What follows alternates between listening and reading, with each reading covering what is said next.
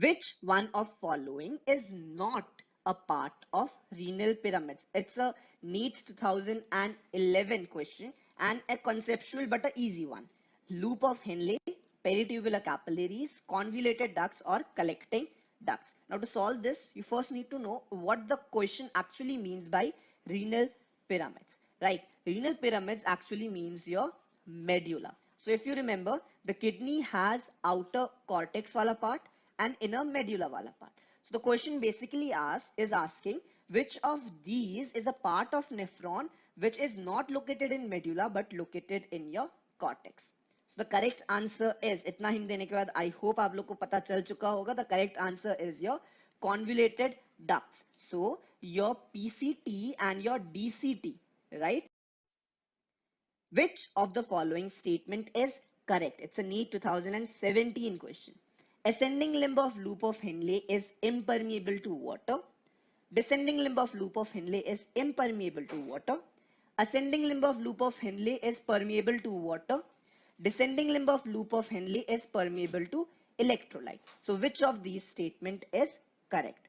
So the correct answer is option A. Your ascending limb of loop of Henle, it is impermeable to water. It's a direct NCERT statement question. ज़्यादा सोचना नहीं है इसमें.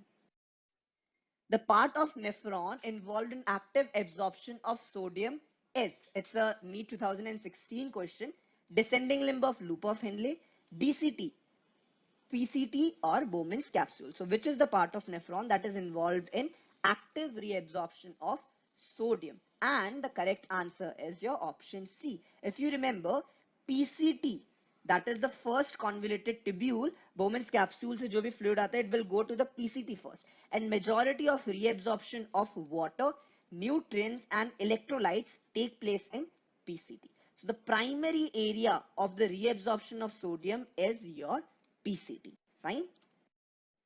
Which one of the following correctly explains the function of a specific part of nephron? So four options give four different parts of nephrons. You have to tell which of these are correctly showing the part of the nephron.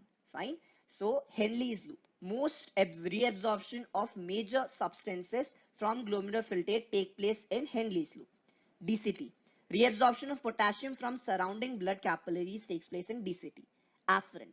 Carries the blood away from glomerulus towards the renal vein or podocytes. These create minute spaces for filtration of blood into the Bowman's capsule. So it's an easy one if you have read NCERT dhyan se. So the correct answer is your podocytes. So if you remember, podocytes were cells that had these foot processes, and these foot processes, what they helped in filtration. So they created the slit pores through which the filtrate used to pass in the Bowman's capsule, right? So the correct answer is option D. One odd one out. The correct answer is option B, that is periodic abstinence is the odd one. And why so?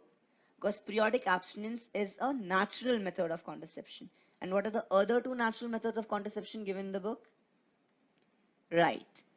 One is lactational amenorrhea and another one is cetus interruptus. Which among the following is or are not a copper releasing IUDs? Copper T, Lipus loop, LNG20 or both B and C. Which of the following is not a copper releasing intrauterine device? The correct answer is option D. Both Lipus loop and LNG20 are not copper releasing IUDs. Pills does not, option A, engulf the sperm, option B, alter the quality of cervical mucus, option C, prevent the entry of sperm, or option D, inhibit implantation. Contraceptive pills does not. The correct answer is option A. It does not engulf the sperm. Question 4. Expand MTP. Option A. Mechanical transfer of pollen. Option B. Medical termination of parturition. Option C. Medical termination of pregnancy, or option D. Maternally transmitted pathogens. Expand MTP. What does MTP stand for? The correct answer is option C, medical termination of pregnancy.